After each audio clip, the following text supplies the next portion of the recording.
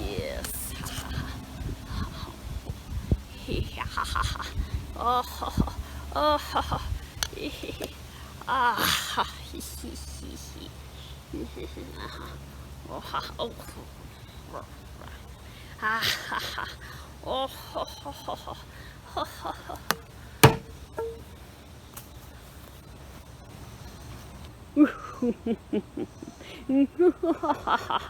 yeah.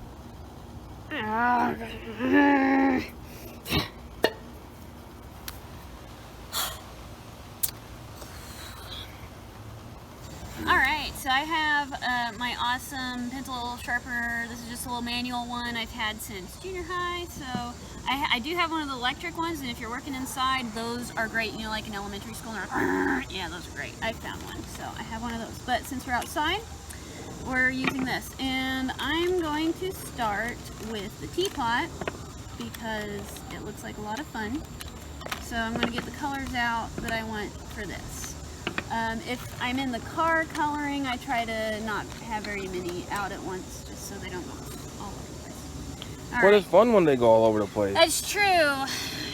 But then I did spill these, and every single one went all over the vehicle on our road trip a few weeks ago. So I'm using the bright red first.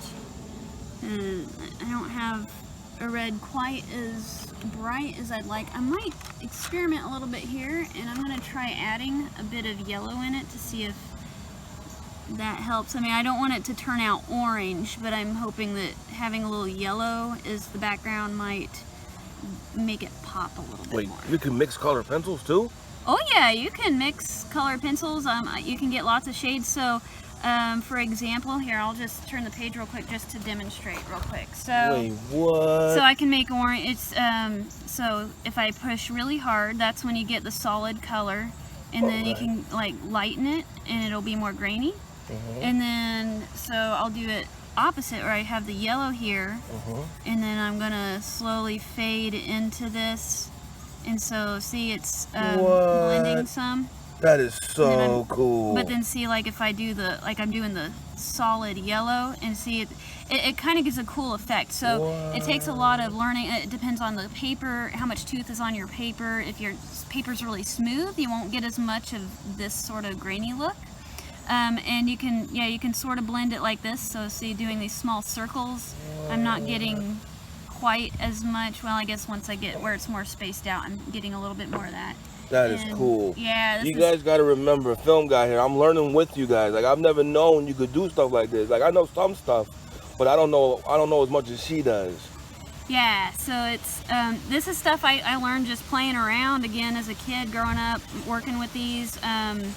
I never took art classes or anything, so this is all just stuff. There she goes, showing off again, saying she a pro because she never learned. Okay, so I was just so what I did was I took this lighter reddish orange here, and then I just lightly went over and see. Well, then if you push more. So let me show you this color by itself. See how it's more of a red? But since I had this solid layer of yellow, it makes it lighter, and it's like a totally new orange. So you can do a lot of different things like that. Sometimes I'll layer lots of different colors together to get some cool effects.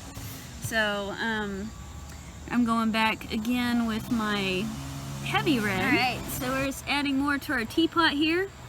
And I'm thinking about adding some more yellow in here, but I'm doing a little bit of the faded red just to help me figure out where I want to lay it. So some people like a style where it's more just that faded look, but I like a more solid thing. So if you like the faded look, go with that. A lot of people use that to their advantage, but I like a nice solid,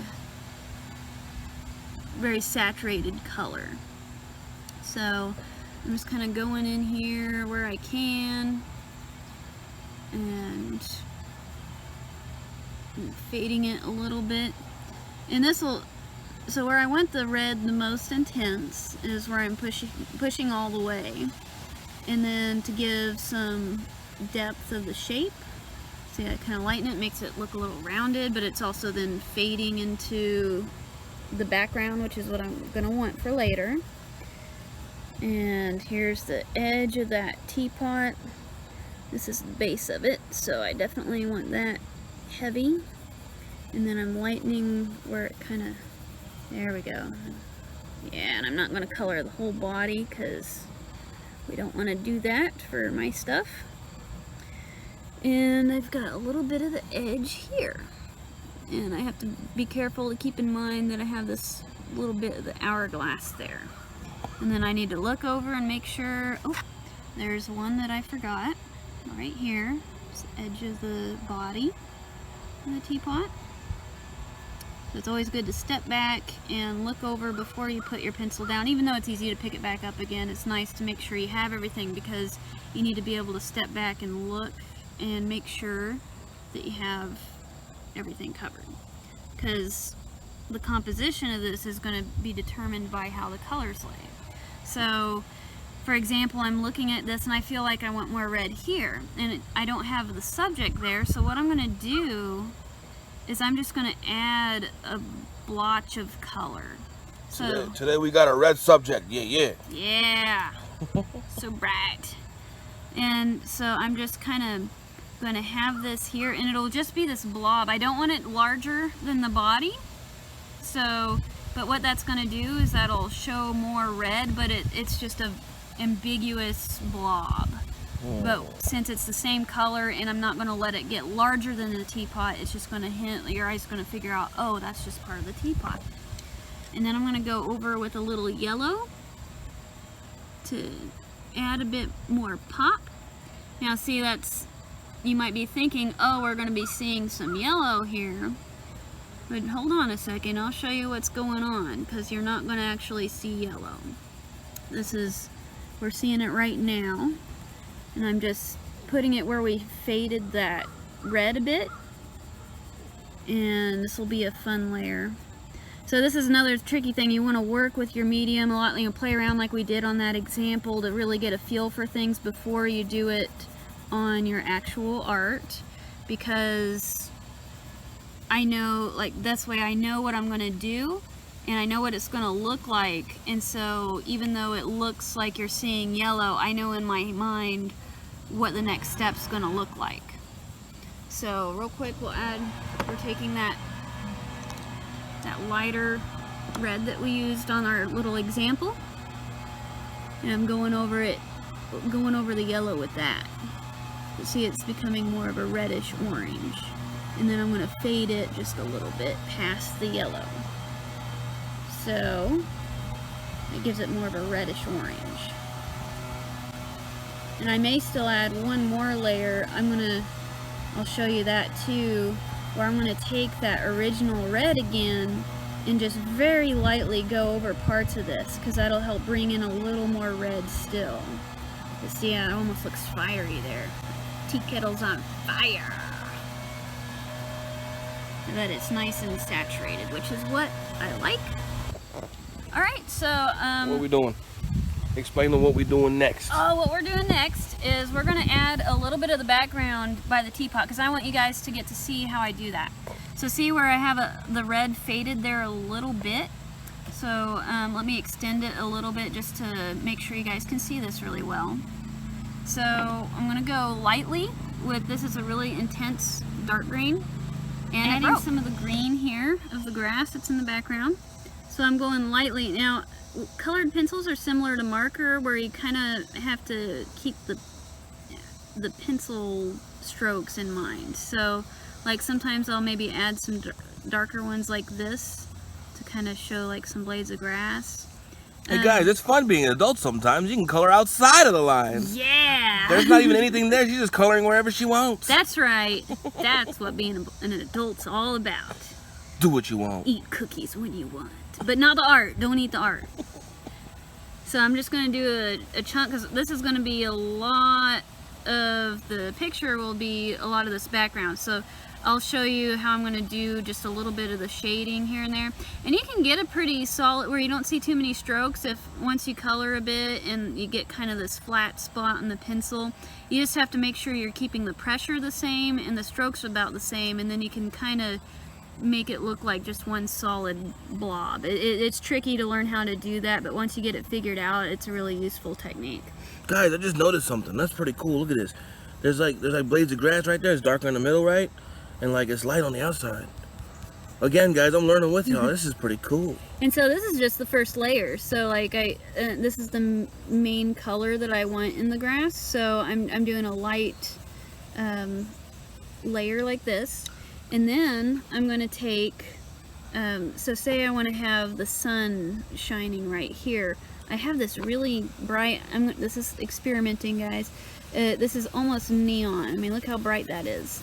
So it's a little more unnatural than I usually prefer, but I think if I put it in these lower layers, it's going to help make that glow a bit. And as we add more on top of it, it won't be quite as neon. It'll just add this nice pop to the grass. See, we learning as we go too. She may not went to art school. Like I always joke about that. Like there she goes showing off again. But to be honest, we both do a lot of experimenting, and then I'm also learning. So we all learning.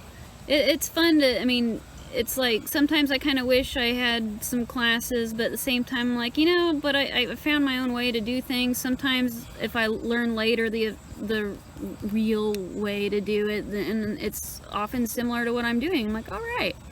It is helpful though with YouTube videos and stuff to find out a shortcut, like if there's something in particular I'm trying to go for and I'm having trouble, that I can save a little time and look it up. But overall, I still prefer just playing with things. So you saw I used this kind of olive color. It's not quite the tone I want in the grass, but I thought I'd make it a little darker in a few spots, which is kind of what I want. And this is kind of a bluish green. And so I'm going over our base layer with some of this just to give it a little more. I feel like the more colors you add, I mean, you don't want to add too many and get it too muddled, but if you have just one color, it's too bland. I mean, even if it's a bright color, there's not enough going on there. So I like having it really rich with different layers. Okay, so now I have this kind of sea green, this light bluish green here. I'm going a little bit heavier here because, see, I want to get rid of the grainy look and adding the final layers here. So I kind of am going over the whole thing here. All right, and then I'm going to go in with a little bit of lime green, but only in parts because this is really intense. So we want the parts that are more in the shadows to be kind of a cooler tone, and we want our bluer greens to be in there, and then our yellow greens are gonna be more like in the sunny patches and stuff like that. And then also just in little bits to add some depth. Oh once crap, again. I didn't push the button. Oh yeah, I did. Whoop. And then the last one, we're gonna use a little bit of yellow. And that's just going to help make it pop even more. Now this is hard to not get carried away with because, I really like the saturated colors, and this is when I really have to watch myself. But see, if you look here, the only problem here is, see, now it looks like there's a solid line. So we're ready to add our horse. So I have this kind of lightish brown. I really don't have a variety of browns, so when this happens, I just kind of make things up with the layering. So this is one reason it's good to have some skills with layering. It not only helps things be more rich in color, but if you're missing a color, you can kind of get the same effect that you want just by lots of careful layering. Is when I'm limited on colors. That's actually originally why I got good with mixing colors, was I didn't have a lot of crayons or whatever thing I was using, and so I had to learn how to mix. So I'm just adding the brown. This is kind of my map in a way, since we just have the lines here and I need to know how far I want the color of the subject to extend. So even though I'm not doing the really solid coloring, this is just, I do this with my paintings too. Like I do this kind of light, the rough sketch in a sense, to make sure I know where I'm going to have the subject filled out. So, and it also helps you figure out the direction of the subject. So for example, if I'm doing a striped snake, I would do all of one color first, and usually even color or paint over where that's going to be, and then I'll go back later and paint over where I need the other color. Alright, so now I'm going to take a little bit of black, and I'm just going to very lightly, black's really strong with colored pencils, so I have to really lightly do that, and that's going to help us get a darker brown. And then the mane is black, so I'm going to do that, and it has black on the knees and a little bit on the face, so about right there, in the eye. And I left the eye glossy since it has that. So there's the hind legs where it has black on it, so we can do that nice and solid there. And then the tail is black. There's the mane again. I'm not gonna color it all the way, but I'm kind of sketching, because again, I'm not doing all the thorough shading and stuff that I'll do at some point. This is just kind of get the basics down, and then I go back and do more of the detailed stuff. And there's the other spot. Oh, there's this knee here. I almost forgot. Again, just make sure you're looking over and getting all that you need to. Now we're gonna, oh, silly me, I forgot to add the little bit of black. See how lightly I'm trying to do that. Even then I feel like I'm seeing the black a little too much, but once we add our other layers, that's not going to be so visible. It's just going to help pull this into a richer brown, like a darker shade of brown, which is what we want. Alright, so I have a kind of light orange, and it's kind of bright, because it's just going to help intensify that brown. As it's, if you just do straight brown, it's going to be a little drab. But if you have some orange and maybe a little bit of red mixed in, and then we go over with our other layers, it's going to just have a little bit more intensity to it, and a little more saturation, I guess is the word I'm looking for. Which is, again, kind of what I like, so that's what I'm going for. And then just for a few spots, I'm going to have a touch of this reddish orange, just especially like around on the shading. So see it, we're starting to look like we're getting an orange horse, but you'll see that be toned down as we add the final layers. What's wrong with the orange horse? Let's see, it does look fiery, doesn't it? Mm-hmm. So I'm going to get our brown one more time, and I'm mixing in here just to kind of bring this all together a little more. This is definitely not as rich of a brown as I'd like, and that's why, again, that's why we're doing all this layering. I mean, I would probably do some layering even if I had the exact shade I wanted, but we're having to create it from scratch here. This is coloring on a bit of a budget. And that's, you know, if you're starting with a small collection, you'll have to do a lot of this mixing. But it, you know, it's really good for learning. You know, once you'll still use a lot of this as you go. Now I'll go back later. That's a reminder. I forgot one strip there. But what we're going to do now is we're taking our creamy. It's like our creamy white. It is not actually cream. Do not drink it. I mean, good luck drinking solid object, but you know. Some people do try. That's true. So I'm just going, and a lot of times I will plan to have things a little bit lighter because I'll often use my regular white to go over and give it this nice smooth look and unify all the colors. And then I have to go over lightly with another color just to help bring back some of the saturation that I want. There's usually a lot of layering, as you can see, when I do colored pencils the way I like to do.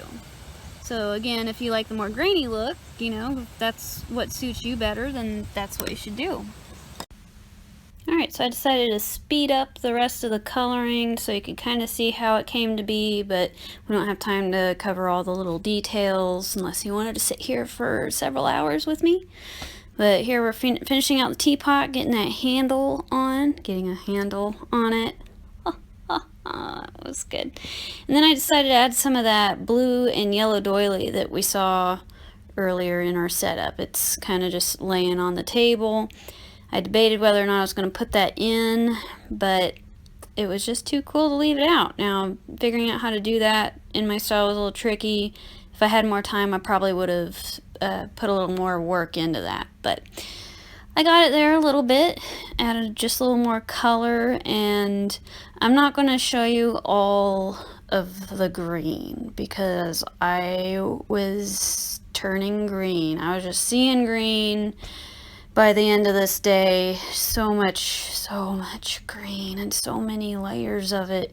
And in fact, if I went with my normal preference, I would have actually added more layers, but I was just so sick of coloring green, I just decided to call it good. But I'm happy with how it came out. Here we've added that little flower floating up through the image. I really like how that came to be. Adds a lot there. Oh, and I added the table as well. That's what the brown bits you can see that are not horse. Those are table. And the black on the horse. And, oh yeah, the skull. I used kind of a creamy white and regular white and a little bit of gray for the skull. And here we have it colored and ready for ink. See, it looks nice, but it's just not popping because we don't have the line work. That's what I prefer to do. It's typical of my style, but you know, if you're not into line work that's heavy, then maybe this would have been what you would have considered done. It all depends on how you feel about the piece and what you do with your own style. Illustration. So, and the horse. Yeah, it was windy. was a lot. Check of it green. out. I love didn't that wanna color teapot. any more green And the for a skull. while. I like the whole thing. Yeah. Alright, and I just went ahead and sped it up here to show the line work. If you're interested, after this is posted, there will be a long video, about 20 minutes or so, that shows this process in real time. It took about 20 minutes to do, and I explain different things as I'm going. So if you really want to learn more about the issues of doing this sort of inking on top of thick layers of colored pencil, go ahead and check it out. Or if you just want some slow, relaxing thing to watch, but it is kind of cool watching it. But just for this video, went ahead and zipped on by. I'm adding my little dots. Yeah, the wind was not very helpful here. And there we go. The finished piece. All done. Check it out. Yeah, that's what I call still life. Got that little timer marching slowly through below the tea kettle.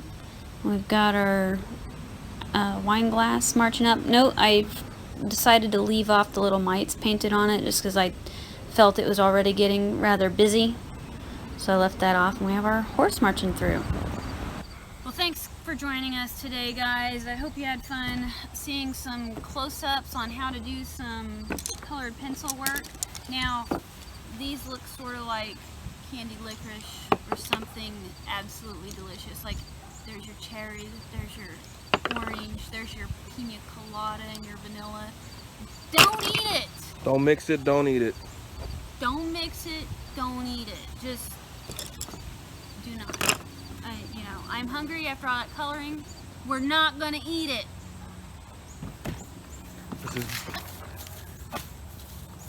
She's always throwing her art. I don't know why, but don't eat the art. We got this. We appreciate you. Love you. Tune in next time.